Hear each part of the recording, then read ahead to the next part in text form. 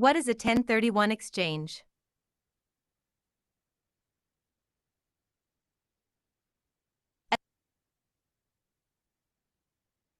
A 1031 exchange, also called a like-kind exchange or a starker exchange, is a swap of one investment property for another.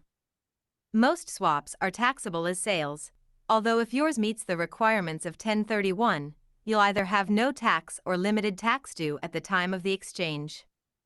You can change the form of your investment without cashing out or recognizing a capital gain. That allows your investment to continue to grow tax-deferred. There's no limit on how frequently you can do a 1031 exchange. You can roll over the gain from one piece of investment real estate to another and another and another. Although you may have a profit on each swap, you avoid paying tax until you sell years later.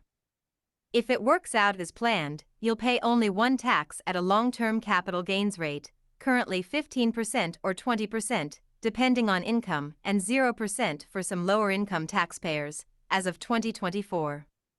You can exchange an apartment building for raw land or a ranch for a strip mall. The rules are surprisingly liberal.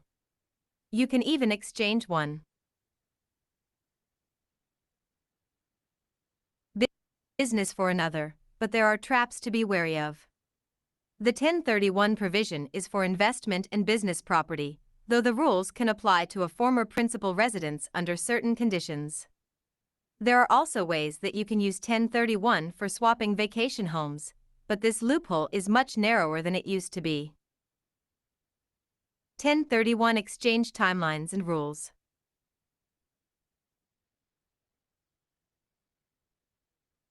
An exchange involves a simple swap of one property for another between two people.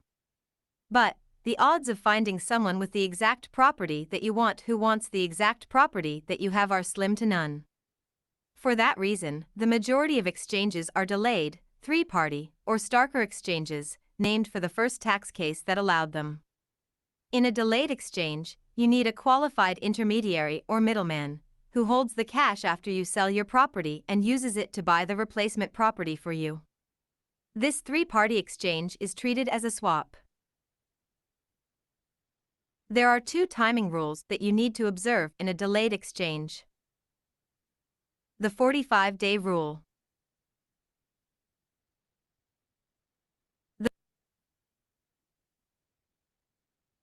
The first timing rule relates to the designation of a replacement property. Once the sale of your property occurs, the intermediary or middleman will receive the cash. You can't receive the cash or it will spoil the 1031 treatment. Also, within 45 days of the sale of your property, you must designate the replacement property in writing to the intermediary, specifying the property that you want to acquire. The IRS says you can designate 3 properties as long as you eventually close on one of them. You can even designate more than 3 if they fall within certain valuation tests. The 180-day rule. The second timing rule in a delayed exchange relates to closing. You must close on the new property within 180 days of the sale of the old property. A reverse exchange.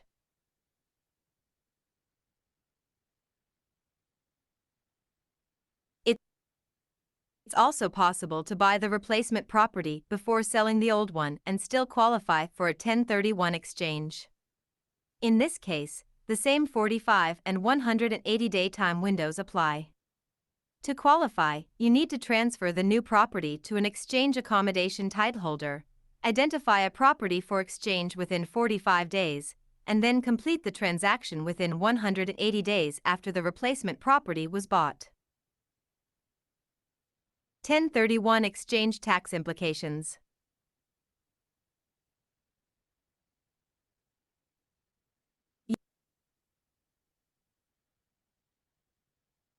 You may have cash left over after the intermediary or middleman acquires the replacement property. If you do, the intermediary will pay it to you at the end of the 180 days. That cash, known as boot, will be taxed as partial sales proceeds from the sale of your property, generally as a capital gain. One of the main ways that people get into trouble with these transactions is failing to consider loans. You must consider mortgage loans or other debt on the property that you relinquish, as well as any debt on the replacement property. If you don't receive cash back but your liability goes down, then that also will be treated as income to you, just like cash. For example, suppose you had a mortgage of $700,000 on the old property, but your mortgage on the new property that you receive in exchange is only $600,000. In that case, you have a $100,000 gain that is also classified as the boot and will be taxed. Moving into a 1031 swap residence.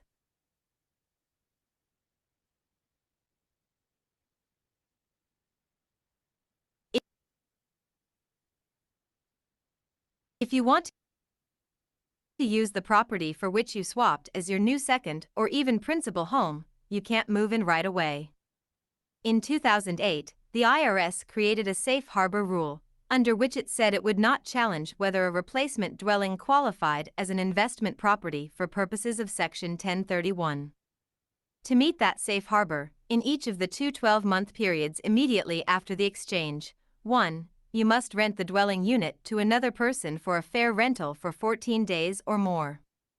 2. Your personal use of the dwelling unit cannot exceed the greater of 14 days or 10% of the number of days during the 12-month period that the dwelling unit is rented at a fair rental. Also, after swapping one investment property for another, you can't immediately convert the new property to your principal home and take advantage of the $500,000 exclusion.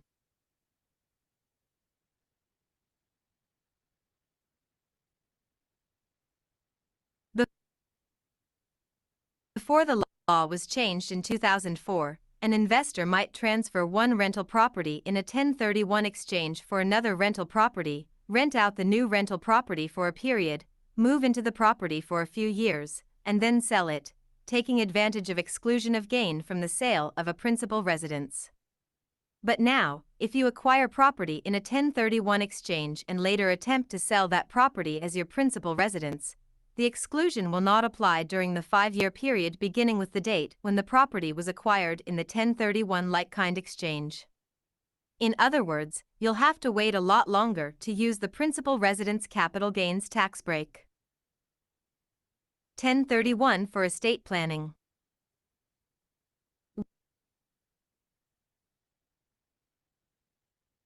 One of the downsides of 1031 exchanges is that the tax deferral will eventually end and you'll be hit with a big bill. But there is a way around this. Tax liabilities end with death, so if you die without selling the property obtained through a 1031 exchange, then your heirs won't be expected to pay the tax that you postponed paying.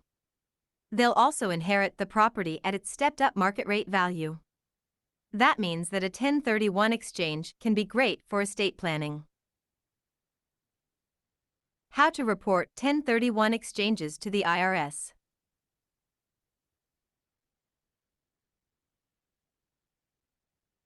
You must notify the IRS of the 1031 exchange by compiling and submitting Form 8824 with your tax return in the year when the exchange occurred.